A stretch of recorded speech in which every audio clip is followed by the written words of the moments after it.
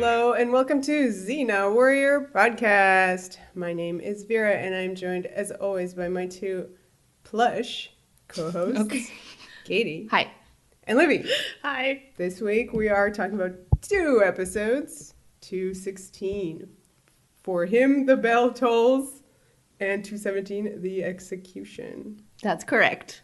Are you guys excited about these episodes? Yes, actually. They're really fun. Shall we get to it? Yes. Let's do this. Katie's so adamant. She's just like, yes, Xena, let's talk. Let's do it. When do we not get right down to it? Right, I don't know. Okay, cool. So, 216, For Him the Bell Tolls, which is a reference to Hemingway. and is always, whenever there's a crazy reference in a title, has nothing to do with the plot. Yeah, that's fun that way. This gem is written by Adam Armis and Nora K. Foster. And I do believe when we were watching it and their names came on, you were like, oh yeah. It feels Armis and Foster. I think at this point we've kind of got a feel for who does what, and Armis and Foster have kind of a signature, which is royals doing some hijinks. Refresh as to the previous episodes of which you speak. They wrote, among others, Death in Chains. Royal. Right. Yes. Sisyphus, our favorite bullshit king. Girls just want to have fun, not exactly full of Bacchus? royals, but nonsense. Some nonsense. And Xena's Girls, also not royal. Okay. I made some assumptions here. You just about what remembered. they do. Now realize they wrote Girls Just Want to Have Fun. So they're geniuses. One is point what you're for saying. them. Yes. No, I mean, I feel like their episodes tend to be a little bit on the lighter side, less dependent on characterization and more about hilarious situations. And these are some very hilarious situations For Him the Bell yeah. Tolls. This is our first Joxer episode. Full-blown Yes, it is. Joxer episode. And it's directed by Josh Becker, who I believe worked with Ted a lot. They constantly reference these two guys as buds. I think he's somebody who knew the gang back in Michigan. Oh, okay. He's a So, real Red yeah. Picks veteran. Cool, yeah. So he does a lot of the comedy ones, so. Let's right off the bat talk about how this is a first Joxer episode, as we say. And it is in the very thankless position of being after a day in the life. Oh, right. Indeed. I mean, that's rough. But at the same time, I think this is the right call to have a lighter episode that isn't actually about Xena and Gabrielle following it. I feel like in some ways this is a palate cleanser. This is continuing kind of the light, careless tone that, again, was sort of an escape valve for the previous really intense, pretty dark episodes. So here's a second palate cleanser to really just get all the feelings out. And this is a Xena Light episode again.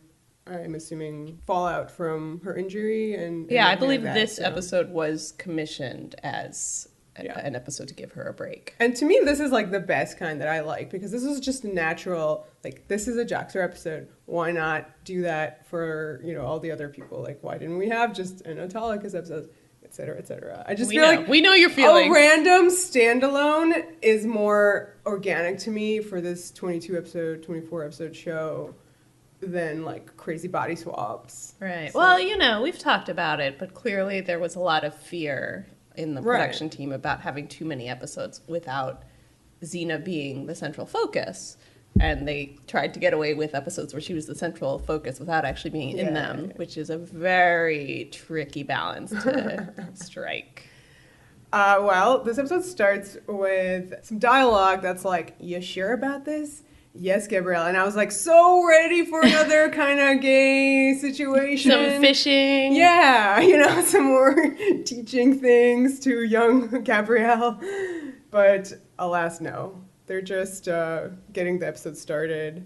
However, they are sitting together on Argo, which I think is a progression of their relationship. Yeah, before this, we always had Gabrielle walking behind Argo, which always looked really kind of hard. Just sad, yeah. Sad and hard. Yeah, and both of these episodes kind of start with this. They probably filmed it together and used the B-roll twice. But yeah, it's interesting that at this point they're writing Argo together.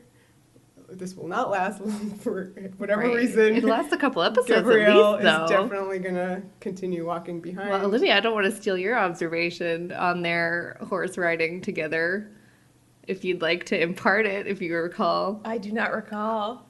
Well, just that their quote-unquote relationship was so new they can't stop touching. Oh, snap. That was a really good observation by me. Yeah, it was. You're such a genius. So that's why she's on the horse. Yeah.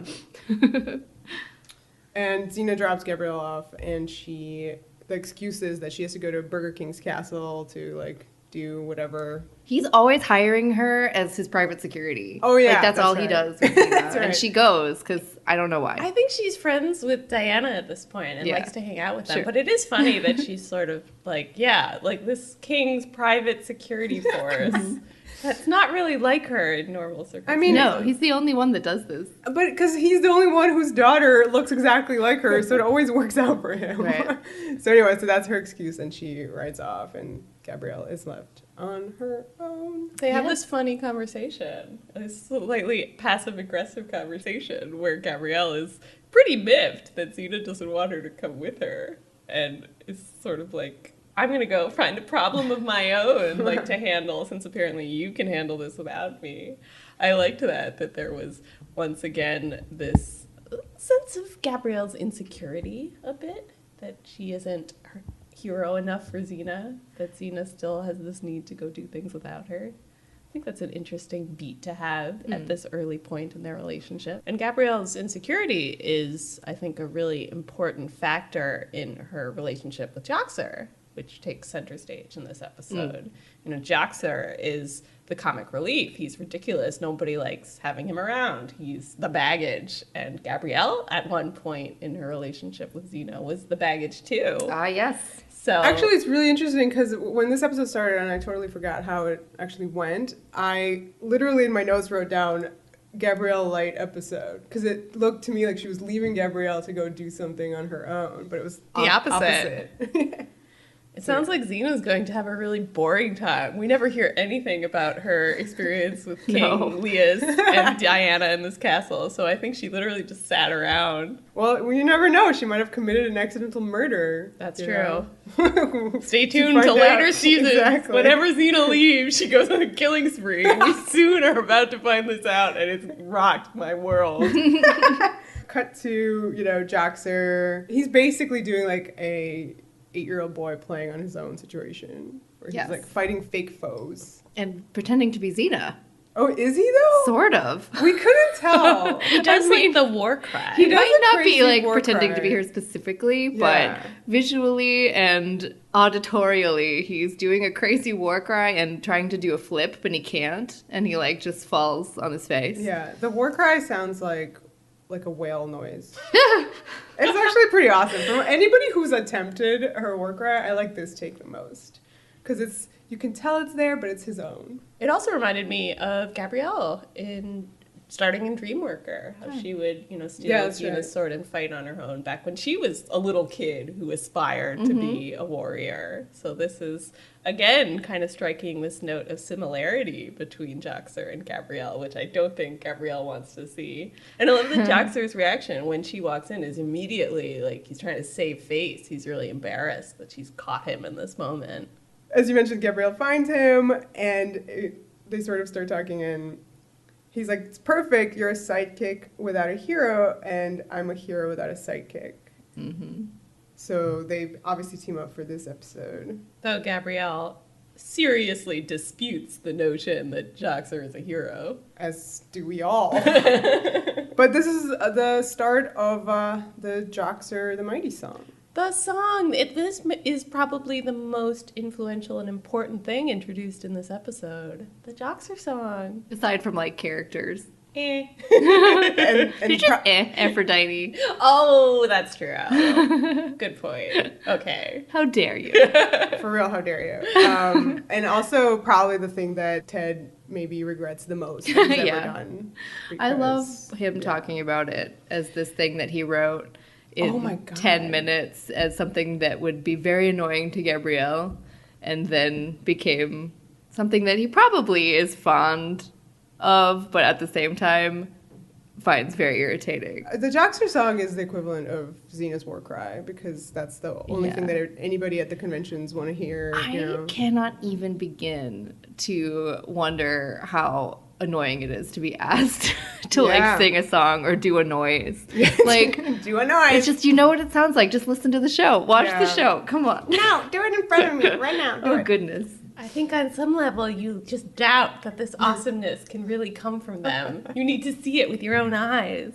It's also really funny how, through all the reading about this episode, Josh Becker conflates the creation of the Joxer song. He's all like, well, I wrote it, but I don't get the credit for it. Oh my God. There's like all these different... The drama. Yeah. Well, I like it. It's fine. It's they a both good wrote tune. it. Everybody wrote it. It's fine. A charming, charming song. I love that it's picked up on the soundtrack a lot. It becomes the musical score for Joxer whenever he appears, his theme. I think that's really nice. And it's fun in that it has this sort of grandiosity to it, almost like the Hercules theme. But it's silly. It's over the top. Let's get to the character introductions of people who have been on Hercules, but not on Xena before. Right. Like one Miss Aphrodite. Yes. Made famous by Woody Allen's film Mighty Aphrodite. Yeah. She wasn't famous before that. She said she was a big deal in the early 90s because of that movie. And her wonderful son, Cupid. Yo, Mom, what up? What do you guys think of the way they talk? I love it. I think it's fabulous. Do you not like it? I think it's great. They're basically like the Californians sketch from SNL. Oh my God, that's exactly what it is. Yeah. With a little bit Bleach, of, like Cher blonde. from Clueless thrown in. Right. Yeah, it's a very specific like Valley. That Valley Girl mid-90s thing that was happening. But it's also like such a fun interpretation of Greek gods. You know, like I feel like I have not seen gods portrayed this way before. Number one, Cupid is a Roman name, right? Yeah. I don't know a lot about classics. All of our classics listeners should like definitely chime in with tidbits about this stuff. As an interpretation, these two gods are all about like love and beauty and eternal youth and things like that, which I feel like is very LA. Very, you know what I mean? It's just a very, and then they are very human. They're, they're petty and manipulative and all this stuff. And I think that the choice to make them both kind of this vapid Californianness that then for Aphrodite specifically will turn into something much more complex later. It's such a great choice. It's such a fun adaptation. It's not just this surface silliness. It's actually, I think, very complicated interpretation of their personalities. I really liked just the way the anachronisms are used with the gods.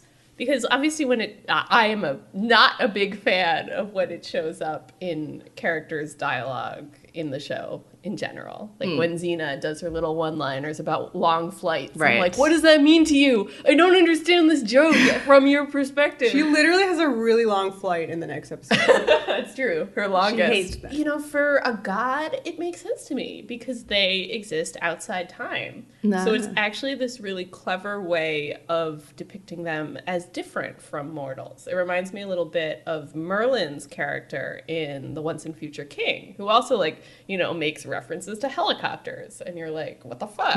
And then you realize that he ages backwards. So he's been there. He's not a human being in a way you understand, and hence he can bring in these references of things he shouldn't by rights know. So I actually think it's quite clever and interesting the way they use that for Aphrodite. Her bodacious ways and Naxos. She talks like this because for her surfing exists.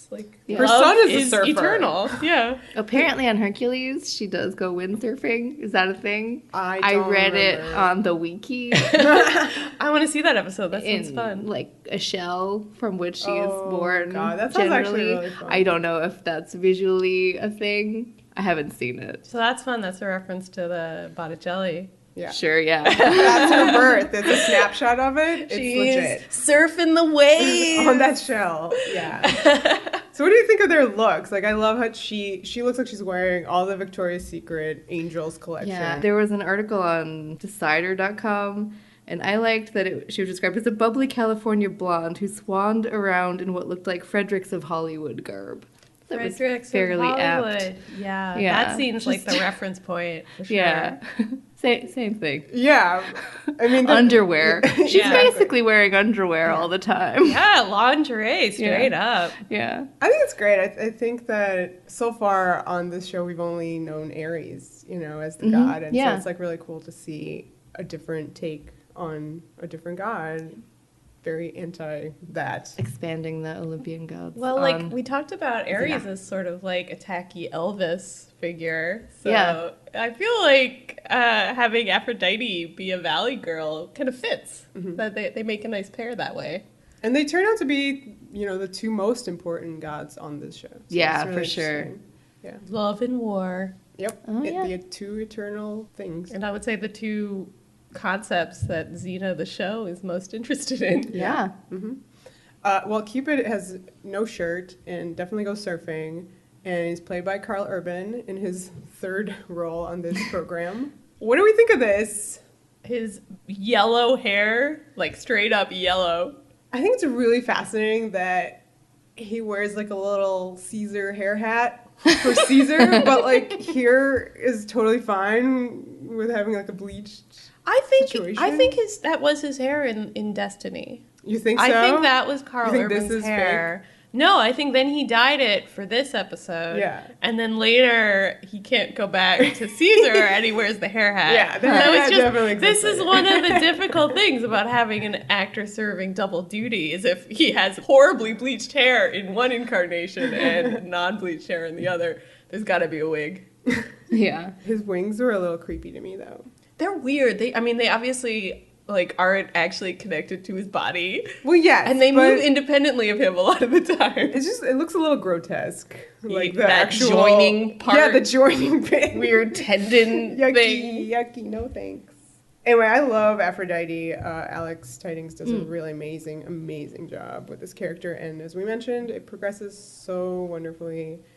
Can't wait to talk about it. When that happens. And I like the pair that they make here, Aphrodite and Cupid. I like their competitiveness, which is very indebted to Greek mythology, where Aphrodite's always getting into pissing contests with somebody about something. Yes. Doing dares, causing problems. Well, let's talk about this situation that they find themselves in, which is Cupid has made a cooking couple want to get married, and Aphrodite's problem is that the father of the bride wants to get rid of a bunch of her temples. Yeah. She's already just like... So she's pissed. Way harsh, Cupid.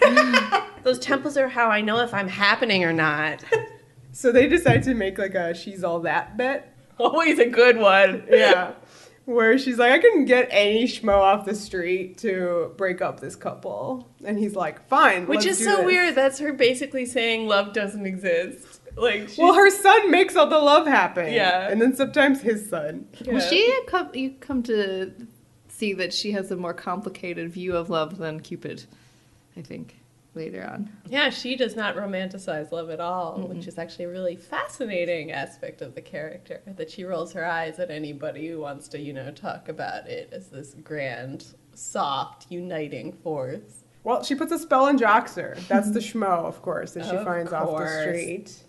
And it's a kind of like a little bit complicated because she has a bell, and she tells him that he needs to bring this bell to Princess Iliandra.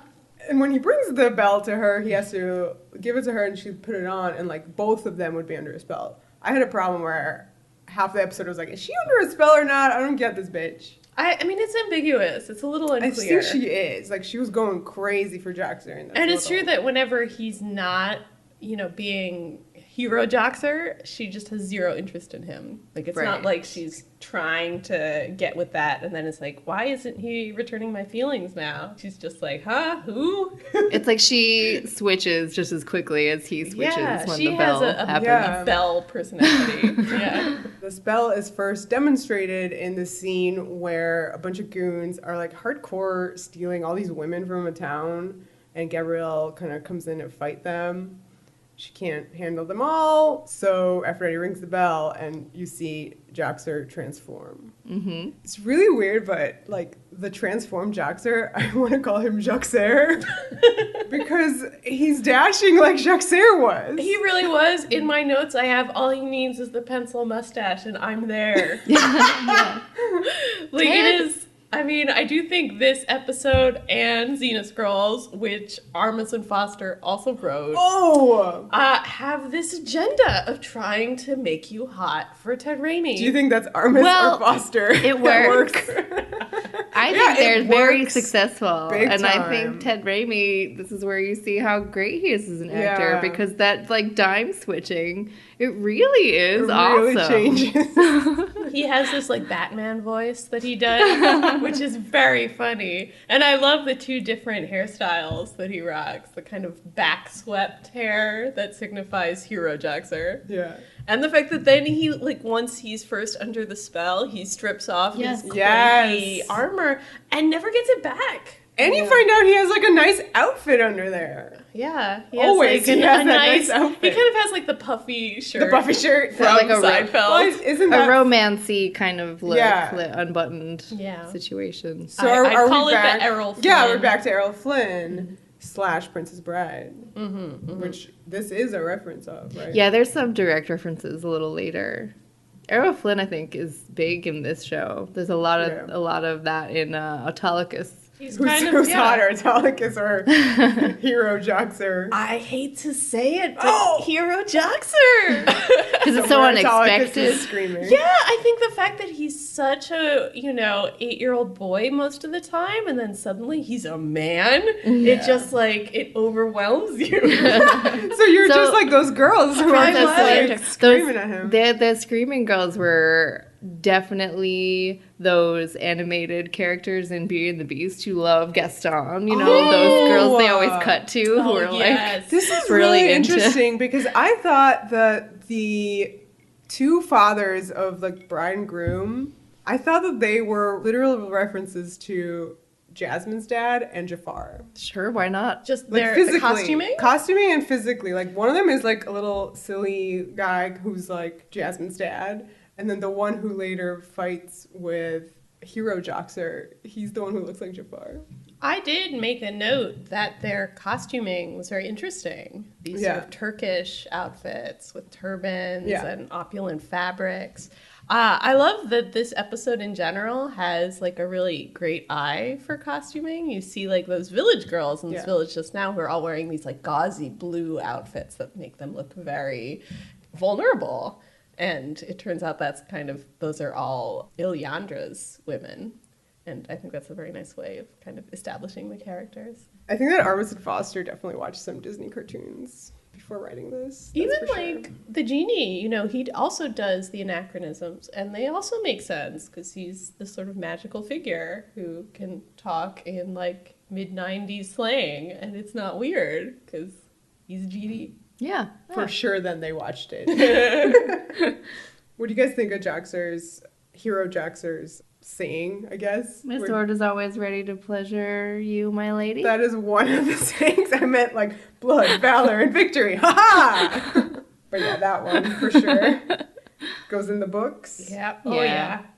I also loved his horrible come-on line to Ilyandra. Not that one. He presents her with the bell and says, its golden finish is but a dim glimmer of the shimmering radiance of your cream-like skin. Here's a note, ladies. She loved it. If anybody comes up to you and wants to talk to you about your cream-like skin, don't go for it. Good.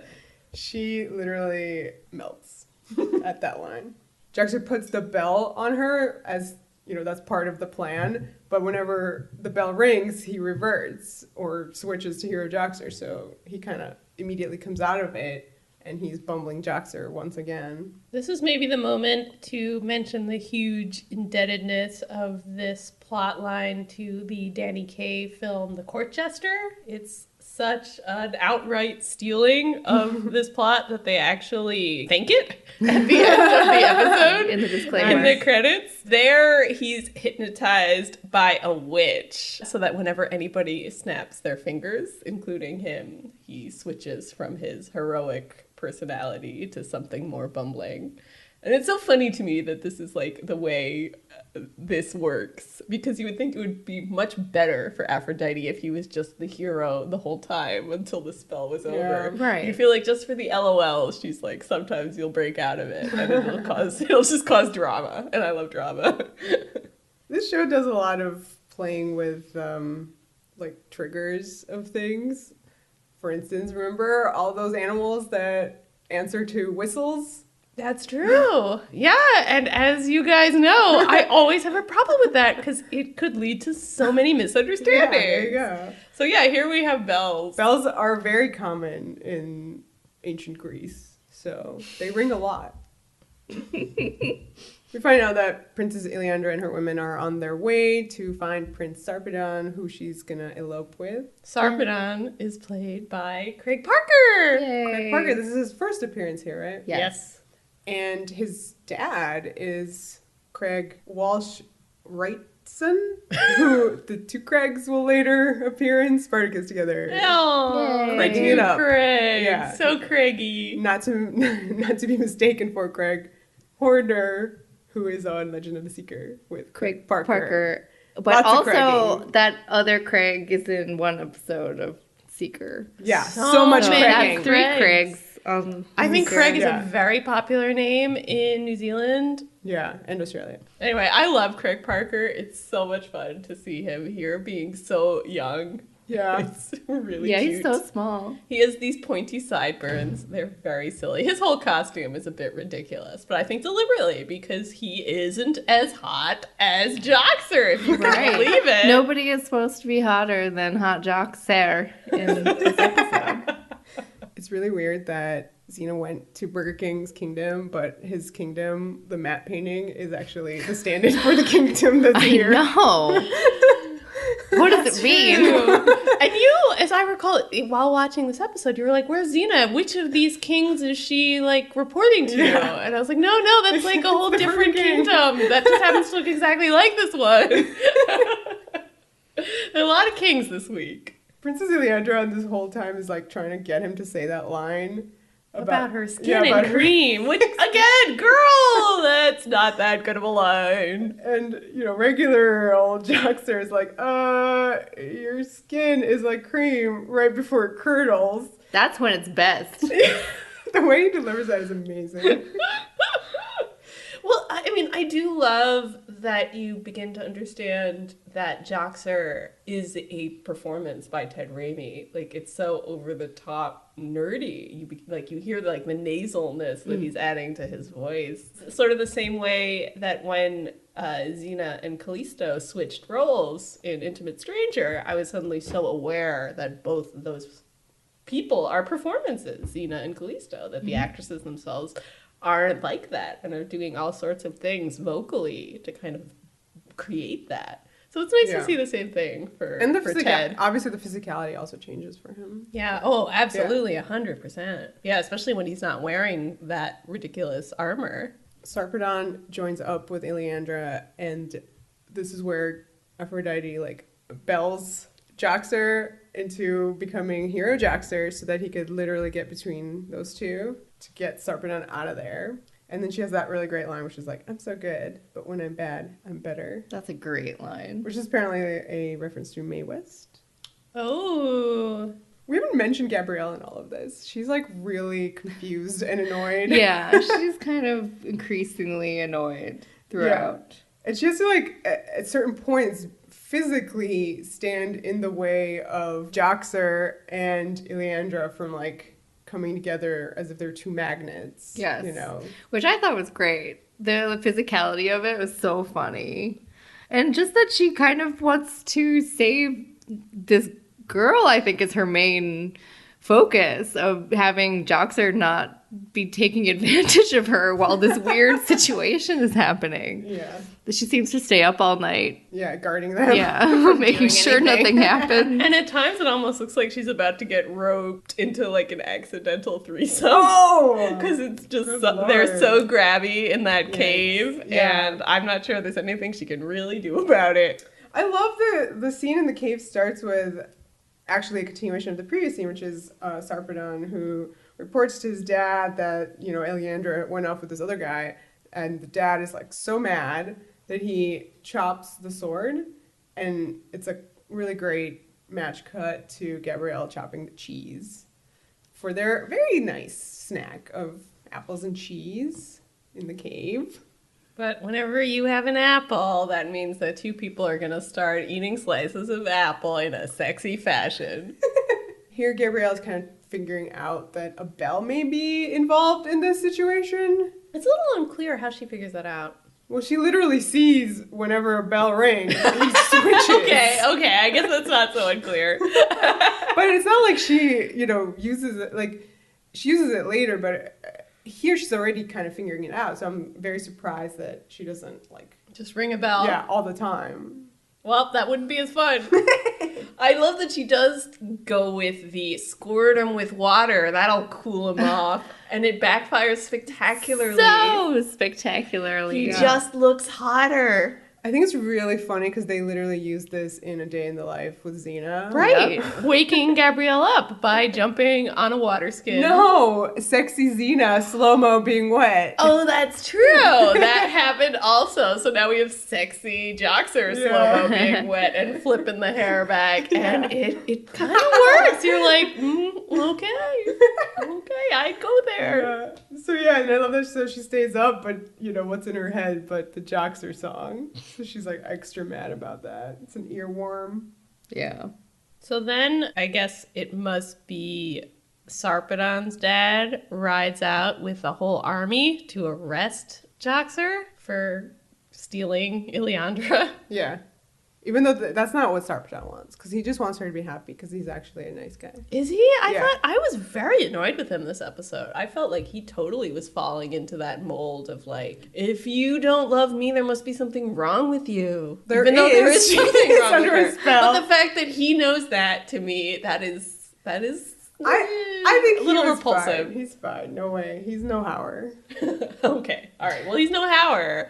But I definitely think he owed Aleandra an apology by the end of this episode. Anyway, I thought it was actually, there was a certain grandeur about this beautiful scene on a battlefield with like this long grass and Joxer heading out to meet this army. Just this single man against an army. Sort of a one against an army situation. While Gabrielle and Joxer are in jail, not only does she get to hear the full Joxer song, but she also figures out that he met Aphrodite, and that was like part of his day schedule as he like ran through it. Right, he ate a pomegranate, He doesn't like it, too many seeds. Yeah. Which is weird because it's like a reference to Persephone. Yeah, well, it did make me think of that. Tangoing with gods, yeah. I also love that he, this whole time, has been under the impression that he's in a warrior haze, that's what these moments are, that he, like, blacks out because, the testosterone levels are so high. I like that. He's like, yeah, this warrior haze is so great. Gabrielle, because she figures out that Aphrodite's involved, goes to her temple. And this is our first meeting between Gabrielle and Aphrodite. Hearts. I guess it's important to point out that I had no idea that this relationship was going to be such a through line throughout the series. It's interesting tracing it back here. She's really starstruck when she meets Aphrodite here. I guess we haven't actually seen Gabrielle meet a god just on her own. And there is just something, you realize how wild that is for just a regular Greek village girl to like walk into a temple and boom, there's an actual god there who wants to talk to you. Yeah, because she doesn't have like Ares hanging around her all the time, you know, causing trouble. But since I sort of mentioned him, I feel like the analogy is like what Ares is to Xena, Aphrodite is to Gabrielle. Yeah, I like that. Yeah, that makes sense. I mean, Gabrielle is a romantic. So for her, Aphrodite is that awesome movie star who you know, identify with and obsess over. Right, and if you so choose to ship them, go for it. Totally. Can we ship Aphrodite and Cupid? You can ship anyone you want. Yeah, I mean, they're like Greek gods. Like... Yeah. I definitely had vibes. Just the fact that they're like so competitive in this episode about love, that immediately like rings my shipping bells. I'm like, ooh, conflict, It rings your bells. Yeah. Ooh. Technically, Ares is Cupid's dad.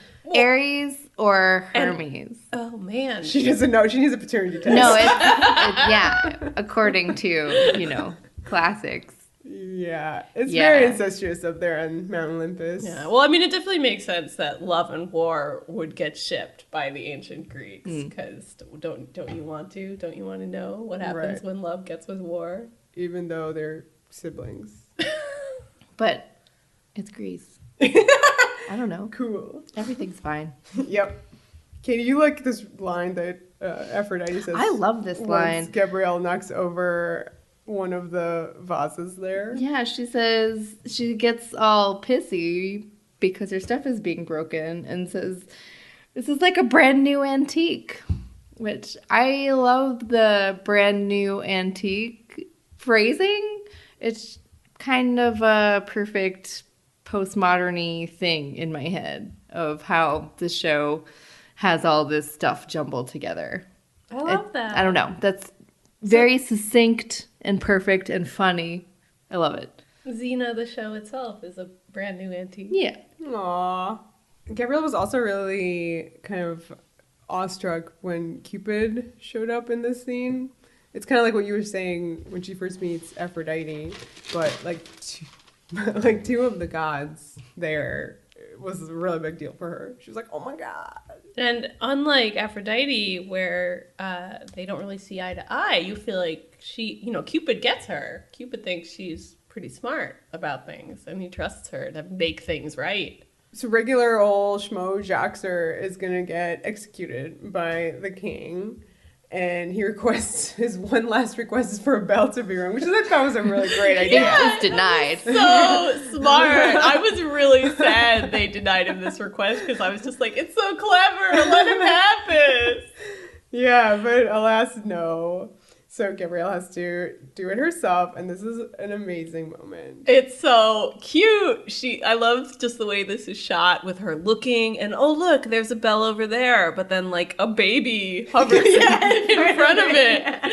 And then like, oh look, there's another bell over there, but oh no, a guy just stepped in front of it. How she is doesn't gonna have get a it? clear shot to either of these bells. So what does she do, Vera? She spits in her hands, winds up with the rock, and chucks it like a chakram. Mm-hmm. It bounces off this thing, and then the other thing, and then lands on the bell. Boom! Joxer becomes Hero Joxer and saves himself from the execution. He fights Sarpedon's dad. He's like the best swordsman in the kingdom, apparently. So it's like a big deal. And then this is like the big Princess Bride reference. Right. Yeah. And is it I don't know if it's starting, because maybe it's already started, but the Gabrielle Joxer continuing relationship. Yeah, I undercurrents. agree. This totally is the first episode that really gets that ball rolling. Yeah, and so the left hand, right hand sword fighting line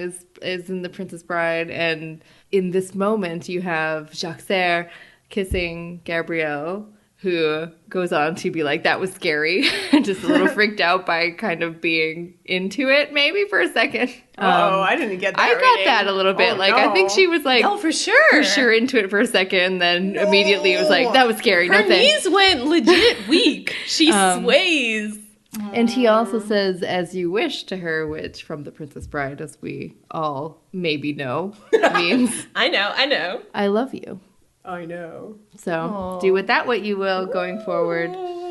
So then Gabrielle leads the fight to Aphrodite's temple. Which is a really smart thing to do. Yeah, she registered that line about her new antique and knows that Aphrodite doesn't want to see her temple get destroyed. So if she stages this hugely destructive fight there, Aphrodite's gonna get so annoyed that she'll have to break the spell on Joxer. Yeah, I loved whenever something breaks in there, Gabrielle would just be like, take off that spell. Aphrodite's like, no. And then something else breaks, she's like, do it. No. So finally she just can't handle it, takes it off. And this is the moment where Aphrodite and Gabrielle have a conversation about love, which I thought seemed really important and interesting. Like Gabrielle is sort of this voice for love as a redemptive force, that it's soft and gentle, it's not violent and cruel.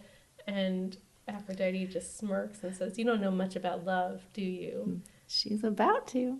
She is about to. But also, I think in this case, as even Cupid says, Gabrielle may have a point. Mm-hmm. Actually, Aphrodite herself you may want Gabrielle have things to learn. To have the point. Yeah. You want her to be right. Yeah. I think is what's going on. Yeah. I mean, the real answer is that they're both right. There are, in fact, many kinds of love. And love can be soft and gentle and violent and cruel. Like, this isn't mutually exclusive. So in some ways, these two contrasting perspectives have to meet each other in the middle.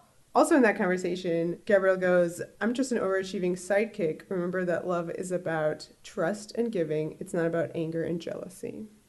Put a pin in that shit. Big old pin. It's funny because I feel like Gabrielle feels anger and jealousy all the time. Yeah, it's true. So it's a little bit hypocritical of her to say. But you're right. The pin should go in it because those feelings that she might be in denial about are going to become way more important down the road. Can I just say we forgot to mention this really great part with Joxer where he's like on some kind of vine or something, a rope. He's on the bell pull. Yeah. Oh, he's doing the pulling that's of the why bell. It's so Oh funny. my God, I thought it was so he's funny. ringing the bell back and forth. Oh my God. I didn't realize that it was him doing it. Yeah. I thought it was like, oh, and also the time is being, chimed right now. Oh man, it's even funnier that he's doing it. Yeah, so he swings back and forth. So like a big, grand, heroic swing, and then whoa, swing in the other direction, and each time the bell rings. Yeah, it's great. So that would just go on forever unless Aphrodite broke the spell. So that's why she braced it. Okay, great. Yeah, I do like also the through line in this episode about being a sidekick and the dismissiveness of it. That it somehow is like a derogatory term to be a sidekick. That helping a hero isn't a heroic station to be at. I find it a little sad that Gabrielle can't accept that placement. But of course, that might be because Gabrielle is herself, she has the real good. She can be a hero in her own right. But yeah, I do think it's a little odd that for both these characters, they're trying to weasel out of being called a sidekick. Mm-hmm. Like Joxer really, as a man, he needs to be the hero. Mm-hmm. And like Gabrielle just seems to be a sidekick. For her, that makes her unworthy of Xena's love somehow, if she's just the sidekick who can be, left on the side of the road while Xena goes off to hang out with King Leus. She must be partners. Yeah, as long as there's the power differential between hero and sidekick, that's not good enough for Gabrielle, which I think is a reasonable attitude to have. And I think at this point in these two episodes, bringing it to maybe a more light part of their relationship, I do think that they are becoming more equal, which is why it might be more frustrating to Gabrielle going forward, because you can actually see them in a day in the life and hear in their conversations. They talk to each other in a way that is much more equal than they ever have been. And they're bickering and they argue and they disagree. Yeah, we talked about Gabrielle puts the plan into action in day in the life. Yeah. Before it's eventually thrown out for Xena's much more original plan. You do feel like Gabrielle keeps trying to kind of have more power inside this relationship. And yeah, that's her frustration with seeing somebody like Joxer around, because this to her is the ultimate powerless person, and she doesn't want to be associated with him. No. And it's sad because here at the end of the episode, he has this revelation about where he really stands in kind of the feeding chain of heroism, and he sees that he's neither a hero or a sidekick. He's the comic relief. Yeah. And he really doesn't want to be that. And I did have a feeling. Yeah, I did too. I felt bad, even though that's where he should stay.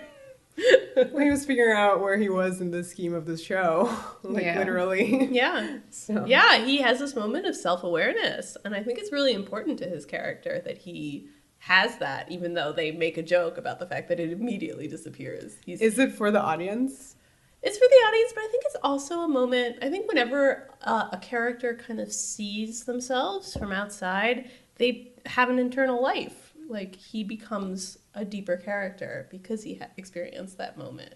Like, he's beginning to understand, like, who he is. And, you know, he is that. He, therefore, isn't as deluded, even if you continue to see him in this place where he's like, I'm a great hero. You know on some level that he doesn't actually believe that anymore. Well, I really liked what Xena had to say when she cheered him up. Yeah, I love that shot of him before she walks up. You just see his little hat. Which he somehow got back. He got his hat back. He went back for it. It's just like, he's in the distance. You know, it's a very nice, sad, wistful shot it's like of the sad, Charlie padded Brown, Joxer. you know, Yeah. like sadness. Yeah, so she says to him that the gods can't give us anything that isn't in our hearts, which is really nice, meaning that he's a hero in there somewhere. Right. Which he is. I mean, he has like a really, you know, he's a good heart. He's a good human. Yeah, he's already, I think, even been told this. Wasn't that one of his... Joxer the Lionhearted was like a name that he gave himself. I think at the end of Return of Callisto, he had this picture of himself as being sort of, you know, a hero on the inside. I think it was Joxer the Magnificent. That one too. And we have talked about how he is actually brave. He could very easily be, if you're the comic relief, right? He could very easily be someone who, you know, runs off, like, you know, brave Sir Robin ran away kind of character. But he's not. He is a hero in his heart. And it is true. Like, even if Xena was making it up to make him feel better, it's still true. Yeah, he always, you know, wants to be involved. He wants to help. Like, and that's not just to make himself look better. It's not vanity. It's because he really thinks, you know, that's the right thing to do. And he just doesn't have the skills to back it up. It's funny, but also sad. Yeah. Gabrielle then kind of goes on to wonder if maybe now he's learned something and he won't be his deluded self anymore. Alas, no. But maybe Joxer did not learn anything in this episode after all. Cue the song, which is how you know he's reverted. And that's the end of the episode. Joxer the mighty, he's very tidy. That's all the words that I know of his song, so. Gabby as a sidekick fighting with her little stick, etc. There's a lot of verses, as the credits will go on to prove. I think it's basically This Is the Song That Never Ends. Yeah. It is. Oh my god, and it has the same, like, earworm staying power as the song that never ends. Just over and over again. Well, that was a good episode. I think it was really nice to have, you know, a Joxer episode. It's like a standalone. I feel like he hasn't been around in a while, so it's not like a problem. People shouldn't really grumble about it, you know? No. And I think it advanced the character in an important way. It feels like a necessary episode. It was really fun. Introduced Aphrodite to this scene on Xena. Yeah. I think it's a great showcase for Ted, and people should... love Joxer. Hashtag Joxer Defense Corner. You're allowed. Mm-hmm. You can be president. Mm-hmm. All right, let's move on to the next one. 217, The Execution. This is our Law and Order episode. Dun dun. Written by Paul Robert Coyle and directed by Garth Maxwell. He's a big Xena director. Previously, he directed Mortal Beloved. He's going to go on and direct a lot of classic episodes like Past Imperfect and Last of the Centaurs. Ooh. So, big Boreas guy. Zero Boreas in this one, though. Alas. This episode starts again with our two heroines on horseback together, touching once more. Mm-hmm. Can't stop. Can't stop, won't stop. But they do stop. Because they get to where they're going. They have to get off the horse. Yeah. And so they enter this new walled off city. Gabrielle is like quickly telling Xena all about Maleager. Which is good because some of us maybe forgot The Prodigal, which this is a sequel to. That's right. This is a sequel. When we were watching it, I was like, oh my god, what an annoying coincidence. She's just going around telling her The Prodigal right now when Maleager's in this episode. And then it turns out that Maleager sent them a note, which was just like a little quick telegram of sorts. And that's why she's filling her in. Now, is it just me, or is Xena a little bit jealous of hearing Gabrielle doing all this hardcore barding about the greatness of Maleager and how heroic he was and how he saved this village? I feel like Xena's kind of going like, ah! It's very possible. I don't like hearing you talking about somebody else being awesome at fighting. Gabrielle does then maybe feel that herself and has to pacify her by going, well, you should hear me talking about you. Because then I really get going. That's true. Mm-hmm. That's interesting. I didn't really feel like the jealousy per se. It just sounded like she was saying the same story over and over. That's what I thought was happening. That's just what, slightly. Yeah, that's what Xena wants you to think. That she just has a problem with the repetition. But really she's pissed that she wasn't in the prodigal herself. Now, when we talked about the prodigal, we often discussed Maleager as this Xena-like figure for Gabrielle. This wounded, tortured hero who's sort of needs to help. Like, that's her thing. That's her type. She's a nurturer, particularly for damaged heroes. Yeah. She wants to, like, bolster them up and help them save the day. Are you about to remind us of your ship? From the prodigal? As you may remember, am a card-carrying Galeager shipper. I think they have great chemistry. They do. And hence I see the jealousy in Xena's eyes here. She's like... I am so not with you. I think it's great that this is happening. I liked his line. I liked that he considers her a daughter. I think that's a very sweet daughter who kissed. No. Does it work? I mean, in the previous episode, we talked about how we shipped Aphrodite and Cupid, so nothing's to stop fangirls from shipping. Gabrielle not interested. Look, a lot of women get with an older man because of daddy issues. They might even call him daddy. It's a thing. It's a thing. Gabrielle doesn't have those. Only a tiny bit. Carry on. Xena's her daddy. That's true. So. Continue. Xena and Gabrielle also have a little bit of a disagreement here about alcoholism, which I thought was very interesting. That for Gabrielle, it's like, well, he gave that up. He's fine. And Xena is immediately like, no, we should look for him in the bar. That's where he's going to be. Yeah. I feel like, we've often talked about Xena and violence, like as a form of addiction. So I feel like if she's an addict, she understands how addicts work and that it's not so easy to kick that habit. Yeah. This episode has a lot of really great random characters who are very memorable. Like, they enter this town and they can't find anybody. There's like a random guy like kind of rushing by. Gabrielle's like, excuse me. And the guy is just like, sorry, I can't talk. Gotta get to court. That's it.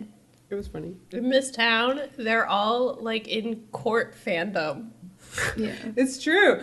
They're all actually wearing black, so it's like they have like a uniform in this town. Yeah, I noticed that too, and it immediately made me think of the previous episode where we had all this color coding between the two rival kings, and everybody was in these like opulent colors, and it was a way of kind of marking out the episode as a comedy. Here you have everybody in these very muted, dark colors, which I think says this is a serious episode about justice. Slightly serious. Very, very serious. So a bunch of drunk guys come out of the tavern, which Xena, as previously mentioned, suggested that they go into to find Maleager, and they hear mention of Maleager, and a big fight erupts. Yeah, because Gabrielle insists that they're friends, and that was bad, because... Not a popular person in this town. He is not, and we'll find out why. We are introduced to our villain of the episode, Arby's? George Arbus, a.k.a. Arby's, as he will be referred to from now on. To go with Burger King. Of course. And he's described as a just and fair man by Xena, who's like, definitely knows of court fandom and definitely fangirls It's him. possible that she calls him just and fair a little too much, I think. They really hammer in the fact that she thinks he is just and fair. He reminds me of the judge in The Reckoning, who also has this quality. But he is a Justin Fair. Yeah, well, I think this episode's trying to psych you out. It's like, here's another damaged hero on trial, maybe for a crime they didn't commit in a town that's very into justice. Here's the town leader, a judge who seems like, you know, he's very into, like, due process. This is somebody you're supposed to like and respect. But in this episode, it's a way to psych you out. He is not as he appears. Well, it turns out that Maleager is definitely on trial. For murder. Cold-blooded murder.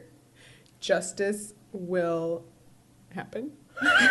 That's a good catchphrase. Justice will happen. Gabrielle comes in, and much like her role in The Reckoning, immediately launches into attorney mode. Yeah. And gives this nice speech about Maleager in which she enumerates all the many people he has killed. Right. Yes. Which is the worst defense imaginable. Don't know about it. But it was nice to have that kind of reminder of what she was like early on, where she used her thinking, talking, reasoning skills because she didn't know how to fight yet. So she was all about talking her way out of situations. So it's nice to see that pop up again. Yeah, is she rusty with those skills? Maybe she's a little rusty. Well, I mean, I wonder if maybe it's Xena's influence. She's traveled with Xena. For her, going around and killing people in the name of what's right, that marks out someone as being a good person. But this is the wrong circumstance to use that reasoning. Yeah, and Maleager is definitely sentenced to be executed. Yeah, and there are these great shots of Gabrielle and Xena after he is sentenced to death. They're very soap opera-y, very like dun dun dun zoom ins. Is this the end of the teaser too? Xena looks very shocked. How it ends? Possibly. I actually do love when it picks back up. We're in Maleager's cell and Gabrielle's really trying to like figure out what's going on because this is like so unexpected. The way that the blocking is, where Xena's in the corner, she's like in this dark corner, kind of like listening to it. It's very ominous. I loved it so much. Yeah, that she needs to keep herself separate from this duo of Gabrielle and Maleager. That Gabrielle believes him, and Xena is immediately like, I need to put distance between this. Like, this is not a situation I agree with. Right. You can immediately feel that Xena's going to be a problem for the other two this episode. Yeah, but she doesn't know him. Exactly. And I like that she does emphasize at the beginning that she wants to trust Gabrielle because she knows and loves Gabrielle and wants her to be correct. But at the same time, I feel like this reveals some deep insecurities of Xena's because she knows that Gabrielle loves, supports, and defends her in spite of all the bad things she does. Yeah. So she sees Gabrielle doing this with a different hero and says, well, what are all the bad things you did that she's ignoring? No, that's true. It's really good, yeah. Last winter, there was a guy named Calman who apparently Maleager killed. Yes. Apparently. Yeah, but Maleager's like, allegedly. I wasn't even... Yeah, allegedly. I wasn't even in this town, like, when this happened, blah, blah, blah. I'm innocent. We meet the witness, who is the only witness that Arbus has for Maleager being guilty of this crime. Maybe my favorite townsperson I think in so, all of Xena. ever, yeah. Her name is Rena, but I like to call her Knitting Woman. Yes. Because she's Madame Guillotine. Isn't that the name of that historical figure who did this? I didn't look this up in advance of the episode, so I maybe... Madame Defarge? Yes, Madame Defarge. From A Tale of Two Cities. Yeah. She knits. Within A Tale of Two Cities, like, they were referencing the Fates, which is interesting now that like, in Xena, we have met the Fates who cut threads, get it? And they also quote Tale of Two Cities in I was just For Him gonna the Bell bring Tolls that as up. well. Joxer says, I regret that I have but one life to give for whatever it is I'm giving it for. Which is absolutely a play on the famous line from Tale of Two Cities. Mm-hmm. Well, let's talk about this lady. Yeah, Rena, she's amazing. my fave. All right, so number one, Judge Arby's has stated that the execution is going to take place after a whole day where this hourglass is like, once it's spent, that's when it happens. That made me think of Wizard of Oz. Sure.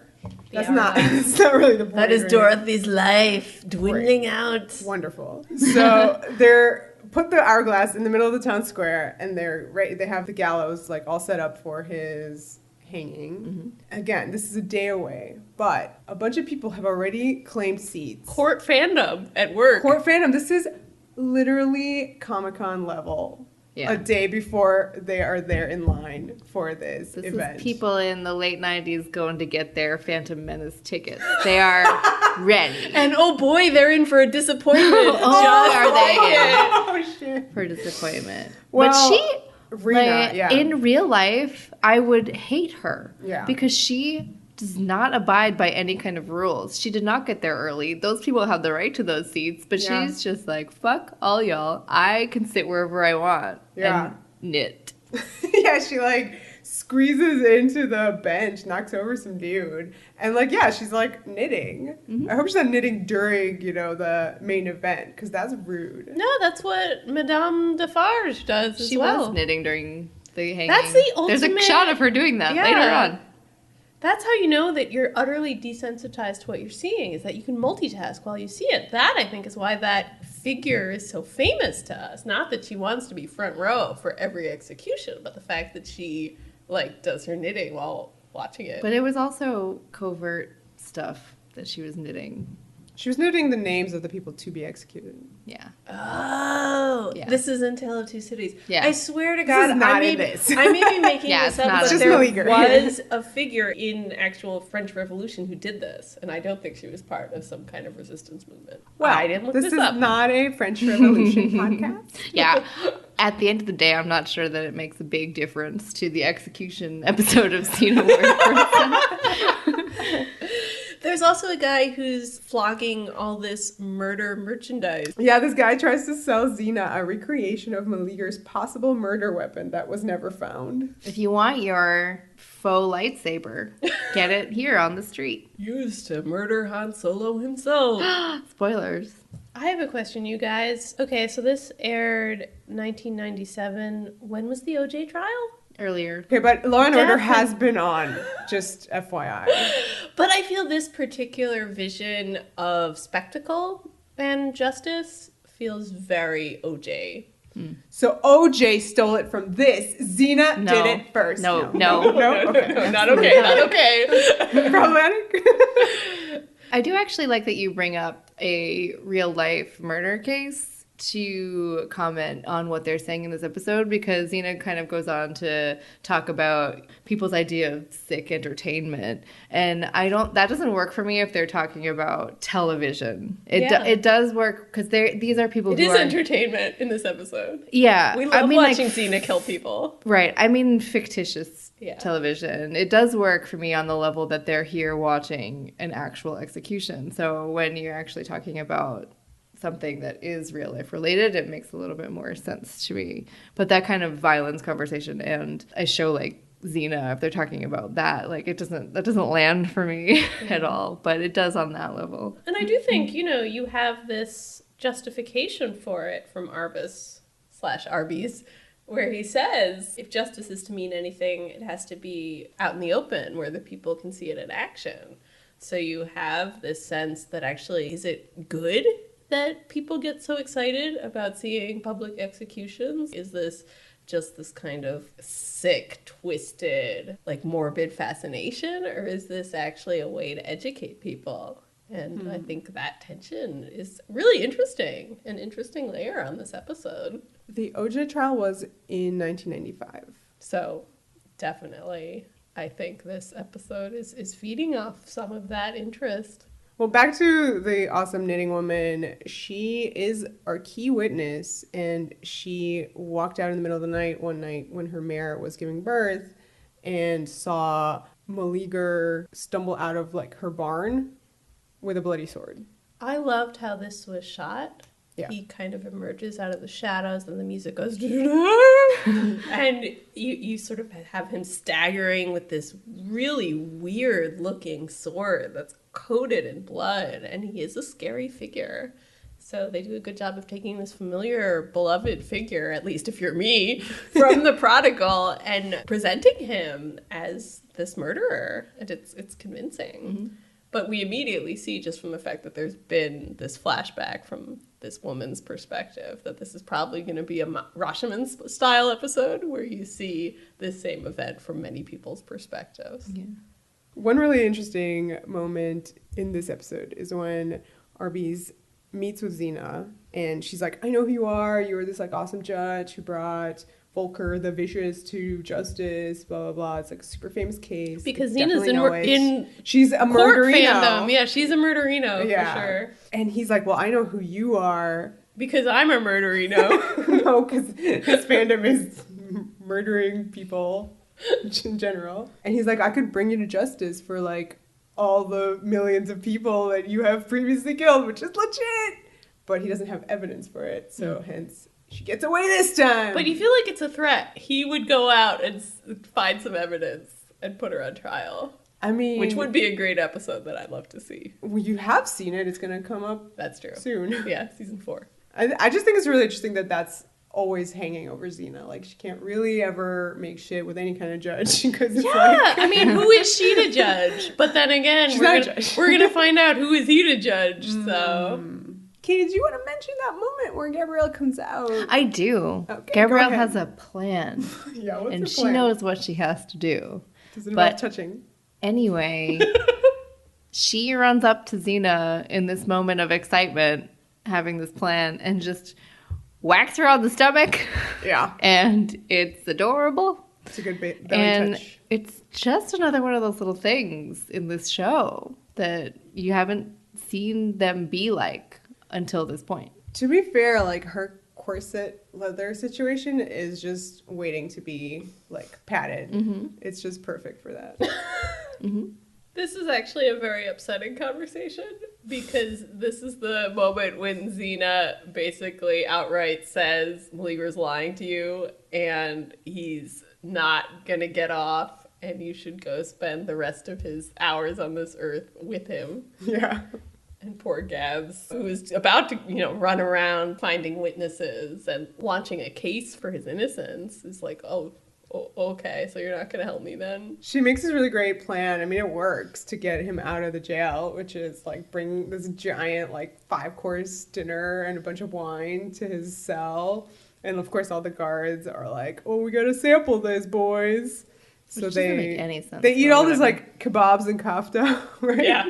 And a bunch of wine. Shawarma she brought. Shawarma, there we go. And fall right asleep. Also, Maleager's, like, legit mad. He's like, you brought me wine. I mean, that is not okay if you're at AA and somebody brings you wine. Yeah. Like, it's not a good person to know. But she says... No, this is all you, Galeager friend. She says, I had a feeling it would never touch those lips. Which is not something you say to your dad. It's weird phrasing. The way she said it, too. Like, I was legitimately looking down away from the screen when I heard this, and I was like, whoa, that was sexual. Galeager is a thing, y'all. I don't like it. Don't like it. Galeager lives. Then she also says to him, hang in there. And has to immediately apologize because he's going to be hanged the next really day. Cute, yeah. Patented soft voice apology. It was a really great moment where Xena goes into a stable. Like, is she, like, looking for something? I don't know. I think she's just in there to say hi to Argo. Yeah. And, like, really? Very sweet. and Yeah. like think things through. Oh, because I was gonna say it's a really good moment where she just like pats Argo, but I guess she just went in there, like you said, for that reason. She feels that's really great. She's really in a weird situation here. Like, she doesn't want to hurt Gabrielle's feelings, but at the same time, she just has such a good sense of people that she knows there's something that Maleager isn't telling Gabrielle. And, like, she knows that he's probably guilty. And she's not really sure how to deal with that. Yeah. She hears all this commotion in the town square, and when she comes out, it's like everyone's trying to, like, tear Gabrielle apart. So she has to do her long flight. So she whistles. Argo comes busting out of the stable, like, steps on a plank that Xena's on the other side of, and, like, launches Xena into the air, like, 30 feet in the air. She flips, like, into the middle of this crowd that she could have just walked into really easily. She could have busted her way into the crowd. I think this episode proves that she does a lot of things that are extra. She loves it. Because she loves doing it. I wonder if it's like stress relief. Like there's a lot of emotions going on with her this episode, and she's like, what can I do? I'm going to flip out. Literally. Like literally flip it all out. Flip out the feelings. So she, she doesn't actually liberate Gabrielle from the lynch mob, but she makes a deal with Arby's that they'll go off to bring Maleager back. And in exchange, Gabrielle is under custody, I guess, of Xena. Yeah, I thought this moment was amazing because the way she kind of shoves Gabrielle out was like kind of legit. Yeah, just tell her to go. It was pretty epic. Well, it's scary. I mean, this town is obsessed with like eye for an eye, and Gabrielle has run afoul of them. Like this could end really badly for her. So Maleager has gone off in search of the one-eyed man who he claims is the only witness who can testify to his innocence. Xena's like, is it Cyclops? No, it's just a one-eyed guy. I assume this is a reference to the one-armed man from The Fugitive, don't you think? Oh. Yeah. I didn't kill my wife. I don't care. Maybe. Yeah, why not? But then it turns out that Maleager made up the one-eyed man because just like in The Fugitive, when you say the one-armed man did it, it sounds like a thing you made up. So Xena and Gabrielle now have a kind of big argument. I don't know if it's like a big argument, but Xena's really getting much more forceful with Gabrielle about the fact that even though Gabrielle has some kind of feelings for Maleager. Some kind of feeling. That she can't know if he's really innocent or not. There's really no way for her to know if he's telling the truth.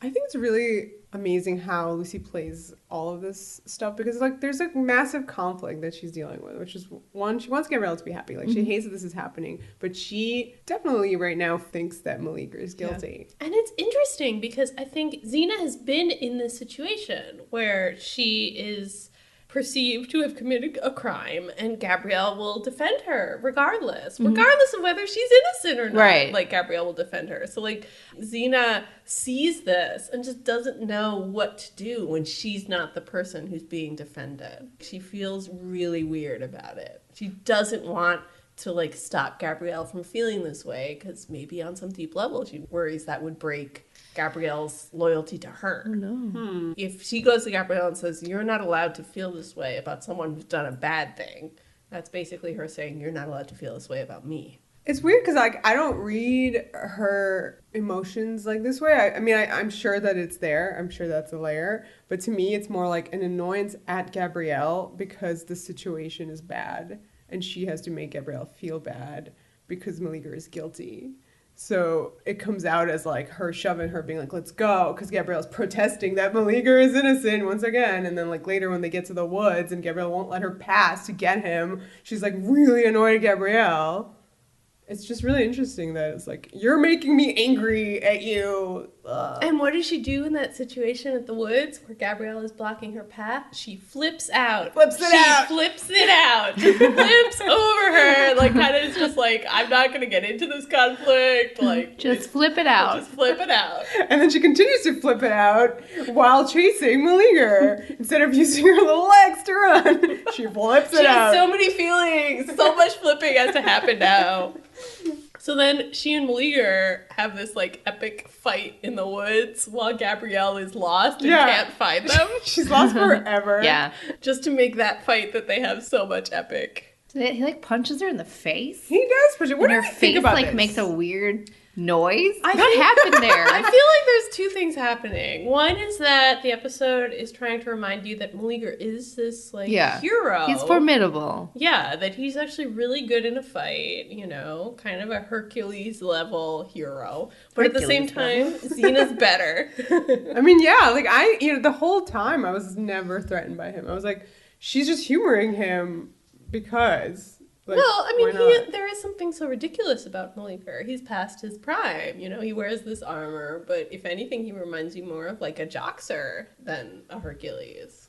He reminds you of that guy that Ares claimed, pretended to be her dad. Well, we talked about how that guy seemed like another Maleager. Yeah. I think those episodes aired back to back.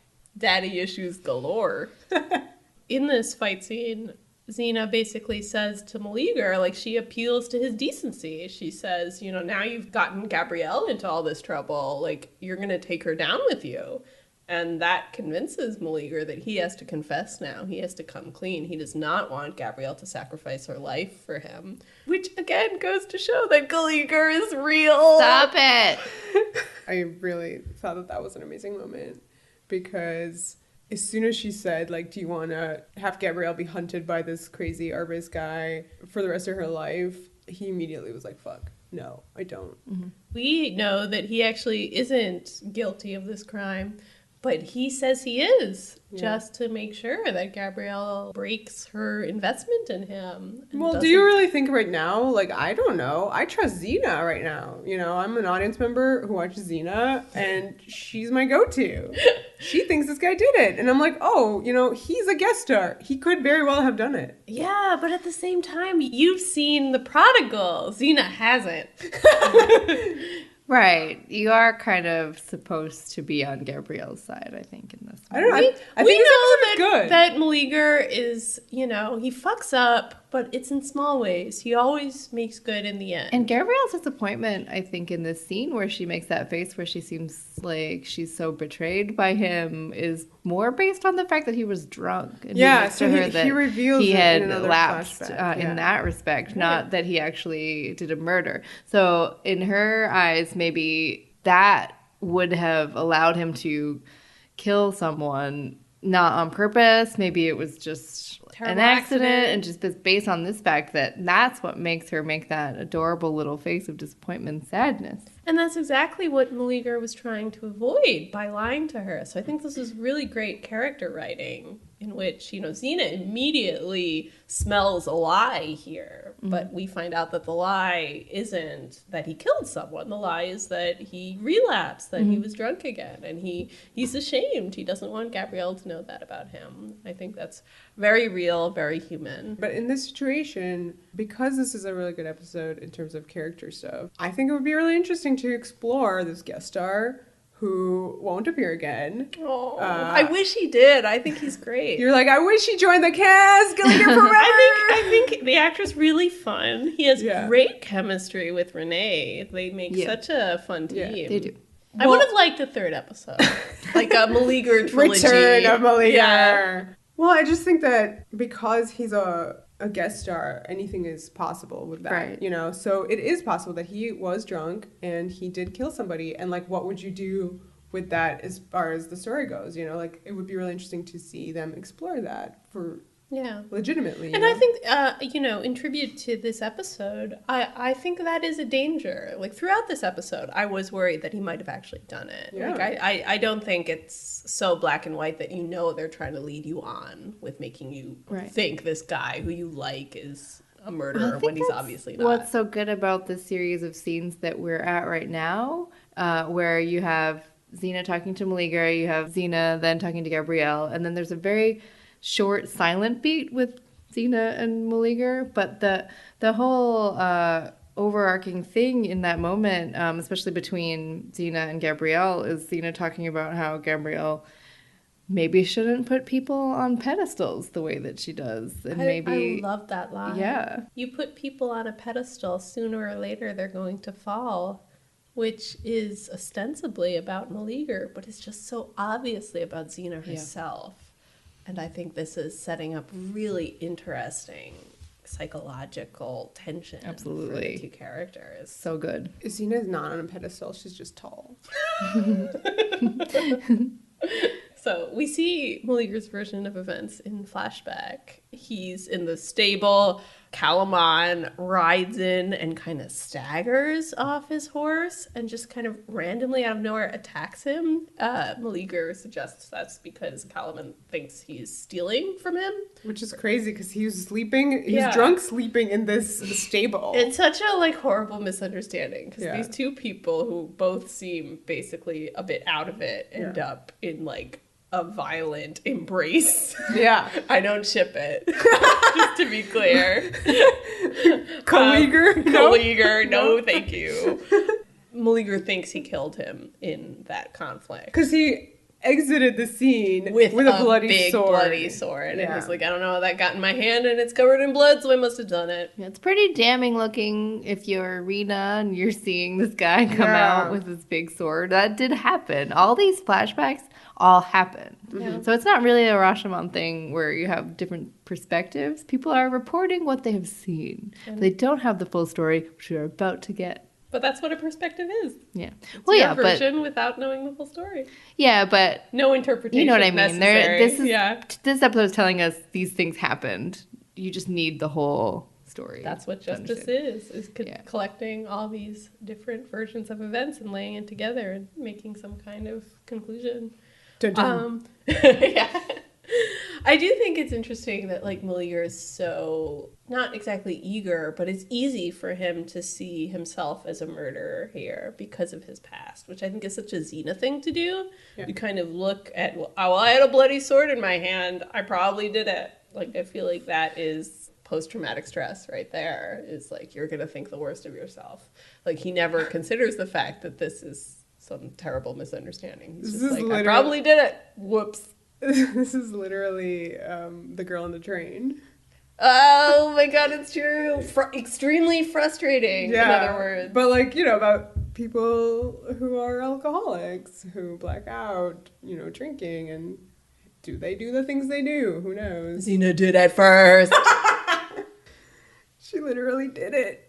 She did it. Yeah, this episode is Xena did it first, the episode, because the thing that was done, Xena did it first. Love this reveal. So they have all these really intense conversations the night before. The next scene after their campfire scenes is the morning. Everyone is in a good mood. Yeah. They're chit-chatting. They're so happy, really, trying to figure out what happened. And Maleager's like explaining some stuff. Then all of a sudden, Xena has this look of knowingness on her face and just realizes she is the murderer.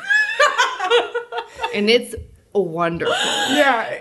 He describes the sword that he was carrying. He's like, oh my god, it's like this like really grotesque sword with all the skulls. And I don't know why I kept it. And she's like, what? And like bolts upright, kind of like straight up, and asks what Calman looked like. Butt ugly in the what kind of light? I don't know. She used the word butt ugly, and it was hysterical. And he was like, yeah. And then I was like, they never showed him in a good light to be judges of him. Yeah, it was kind of only in like day for night shooting light. Okay, but then the next part is amazing, because suddenly Xena jumps and catches an arrow right in front of Maleager's face. This is such a great sequence. Yeah, I mean, we're gonna like not do it justice. You have to see the reaction of this guy. I mean, he's amazing. It's just really funny sequence of Xena catching 3 arrows and Maleager being hilarious about it happening in front of his face. The second one is my favorite, when she catches the second round. So funny.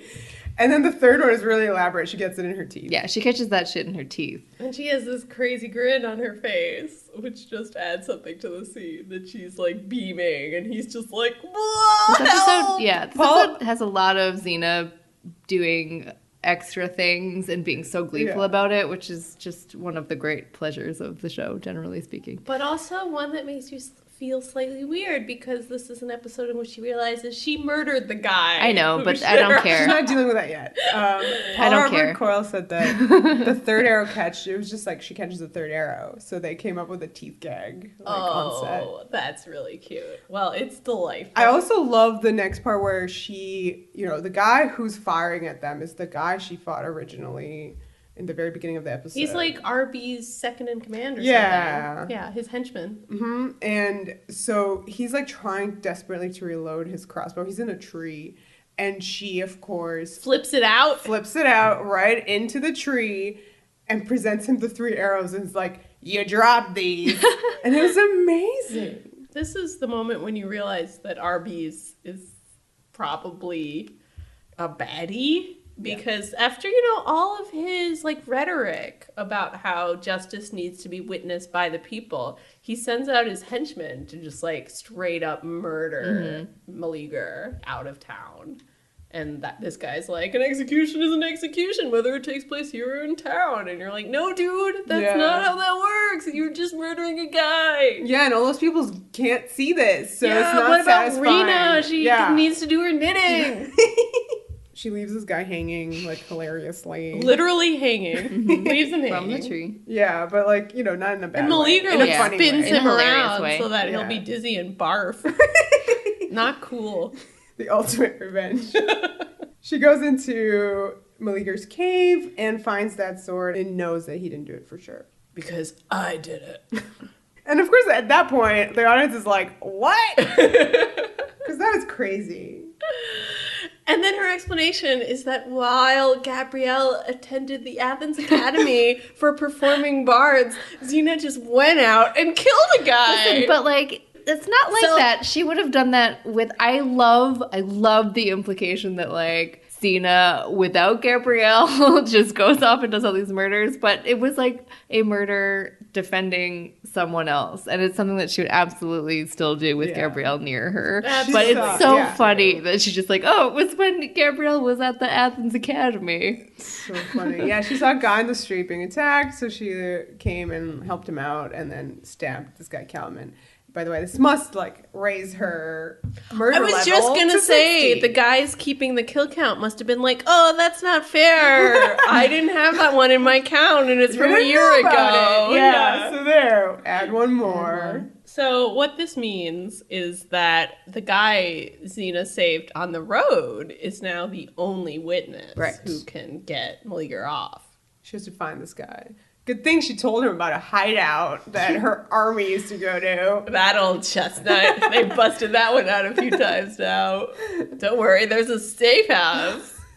And the guy is literally living there. There's a scene, I think, in between this where the guy that they left in the tree and Arby's have a chit-chat.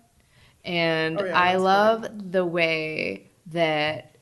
I don't know his name. What are we calling him? Henchman guy describes the fact that he failed in his mission from Arby's by saying she was just too Xena. Yeah. And I think that is exactly what I was trying to say before about her flips and just doing stuff and taking all this joy and things and just being so good at everything in a fun way. His explanation of her being just too Xena was perfect. I like that he put into words what we've all been trying to describe that as. She is too Xena. Very unique. So they go to the safe house and find the little guy, and he basically lays out the plot for us, which is that the big bad in all of this is Arby's himself. This is like an LA Confidential situation where the police force are corrupt and trying to cover their tracks. And Calman was actually an assassin sent by Arby's to kill this little guy because little guy knew that Volker the Vicious was innocent.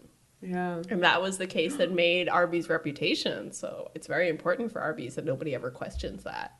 Guys, I just had a brainwave. Do you think this is a reference to how Lucy Lawless loves to go to trials? Is this too early for this kind of quirk of hers? Explain that, Lucy Lawless. I don't know. She loves to go to murder trials and knit. Well, I don't know if she knits, but we don't know. She has many skills. She could but she definitely loves to go to murder trials. That is a thing. She also loves to watch court TV and stuff. Yeah. It's like for sure a thing. If you watch her interviews and panels and stuff, she definitely outlines fact about herself. Let's say it That's is. fascinating. That's really interesting. Yeah. Well, it kind of goes with her whole kind of, social justice and her journalism and stuff. Yeah. Meanwhile, the executioner arrives at the town. Weird lurch. He is such a weird guy. They make him seem like he's 7 feet tall, but then he comes near another guy and he's normal guy size. It's just camera angles, dude, and his bald head, which makes him look taller. But, I love that little exchange he has with Arby's, where Arby's is like, do you want to change into more comfortable clothes? Which is such a weird thing to ask of a person who you're not about to have sex with. I legitimately said, those look comfortable, and then he said, these are my comfortable clothes, and I felt vindicated.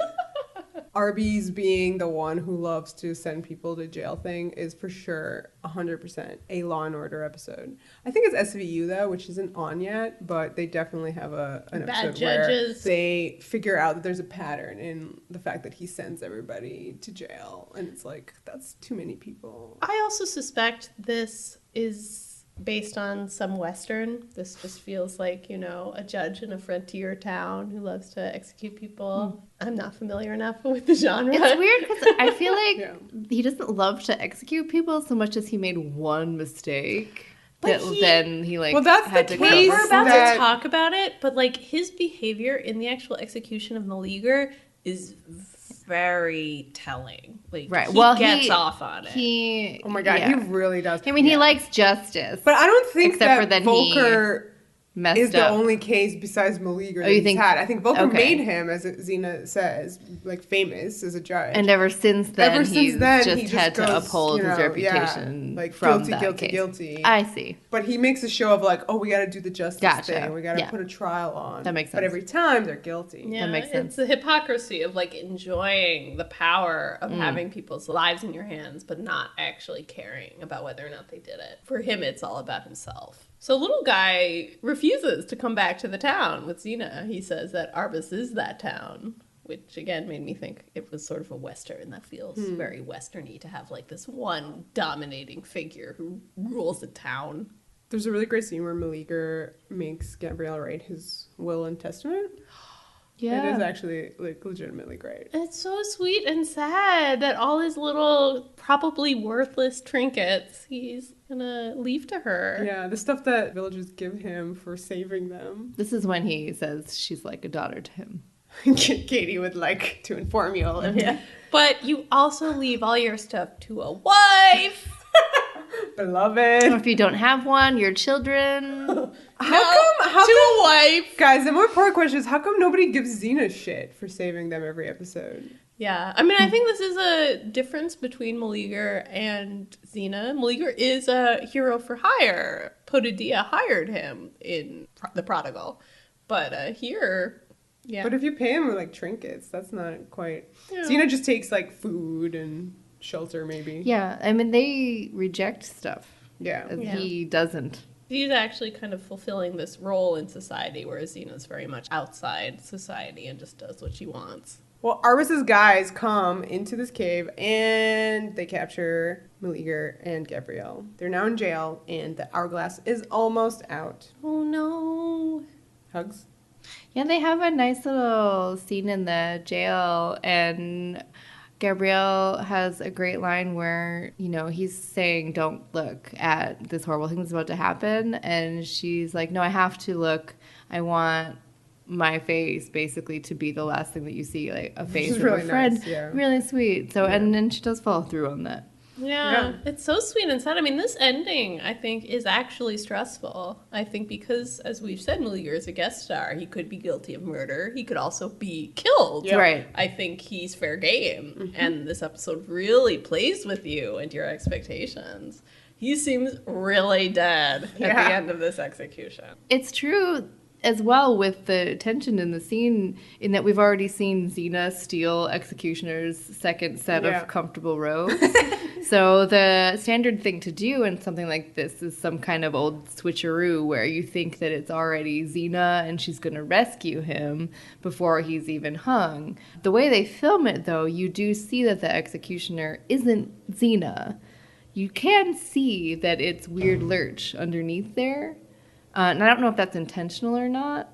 I didn't spot it. I did because I was looking for it. Because you know that Xena took the robe. But then they follow through with the execution and you think that he's dead. Yeah, they really go Lurch all the way. takes off his hood. To me, that was a surprise. I was like, oh no, he's dead. But you can see that actor under the robe the whole time. You don't see a Lucy Lawless face under there. And they don't shoot it in such a way that you never see the face. So I don't know if that was an accident or not. But the point is that, like, at the end of that scene, like, you have him, like, in a coffin, a dead body. You're like, holy fuck, they really killed Maleager. And Gabrielle watched him, like, actually hang. Yeah, and their last, you know, she makes sure that she really is the last friendly face he sees on this earth. Very upsetting reaction. Yeah, it's moving.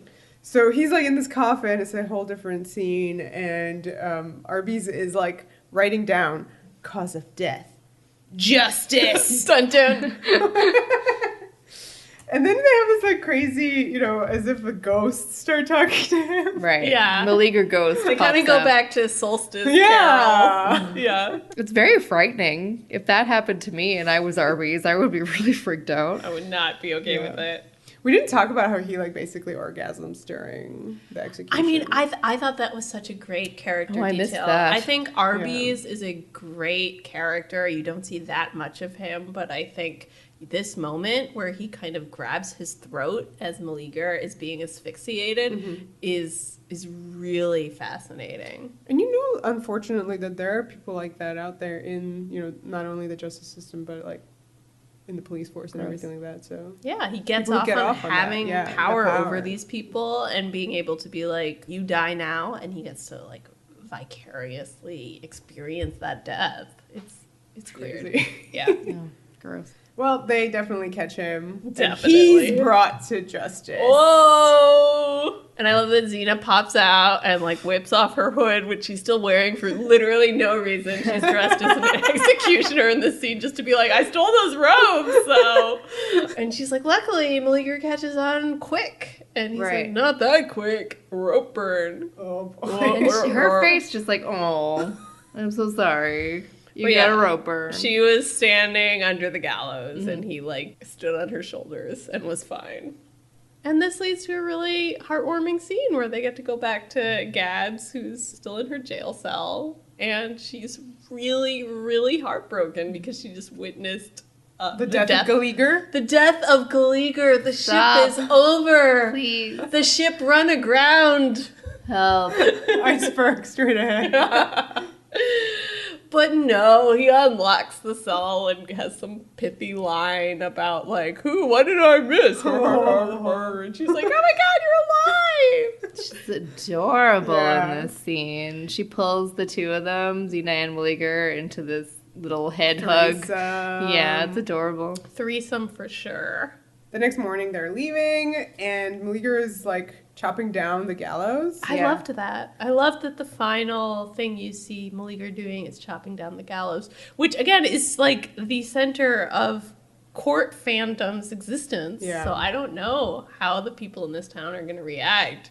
We know because Rena is pissed and she presents her big accomplishment of craft, which is a Maleager plushie that she's going to sell on Etsy. Yeah. Of him, like, with a little, like, hangsman's She's been denied an execution. True. But also you kind of hope that maybe they've learned a bit. Yeah. I don't think they have, judging from her reaction. Yeah, they're kind of stepping into court fandom and being like, this is not an okay thing for you to be a fan of. And they're like, fuck you. So it's Tumblr. I worry a bit about how Maleager's going to do in this town. Is he going to stay? I'm assuming he's going to leave. I don't know. He chops down this gallows. So. He should get the fuck out of there. Impression that he was going to stay. Because this town is still not an okay place to be. Yeah. The actual last beat of this episode is really insanely dark. It's odd.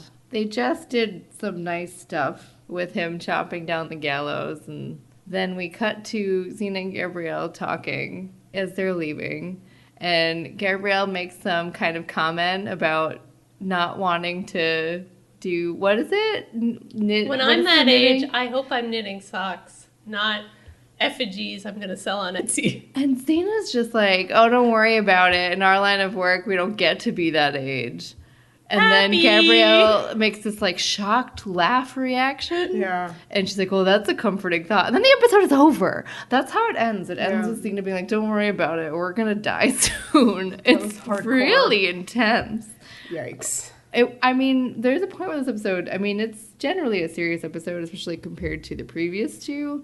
But there are a lot of funny moments in it. Maleager is a comic figure. Yeah, and it's just a very odd end beat to the episode, but doesn't really have much to do with the rest of it unless you really want to make a thing happen.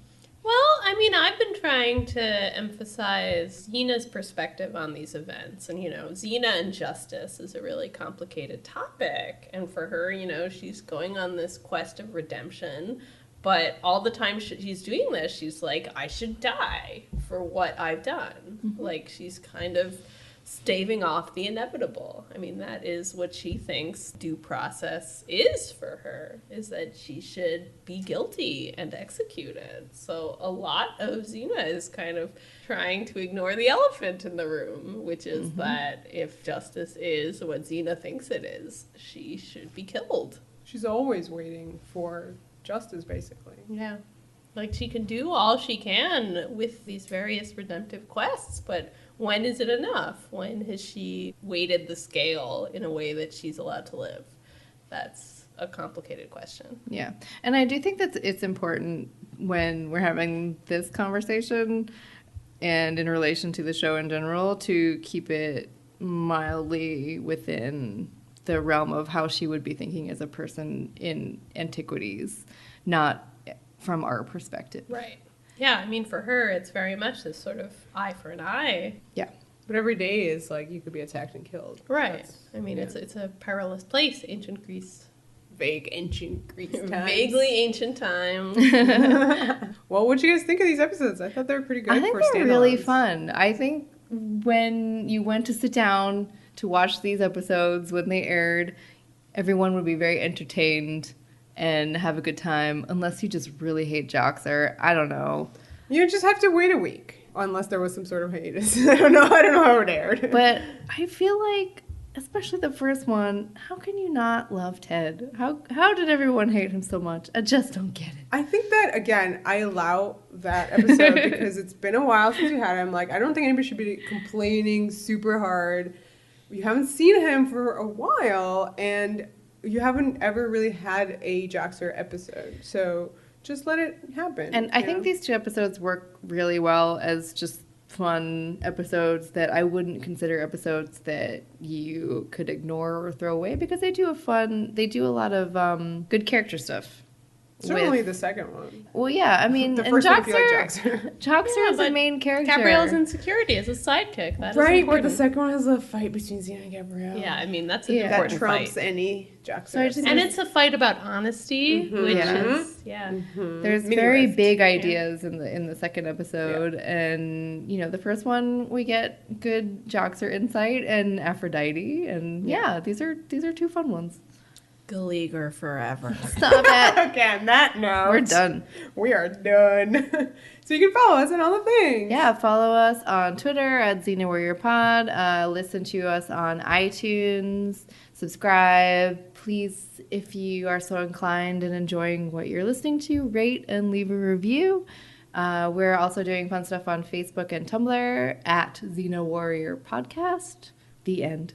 The power. The passion. The podcast!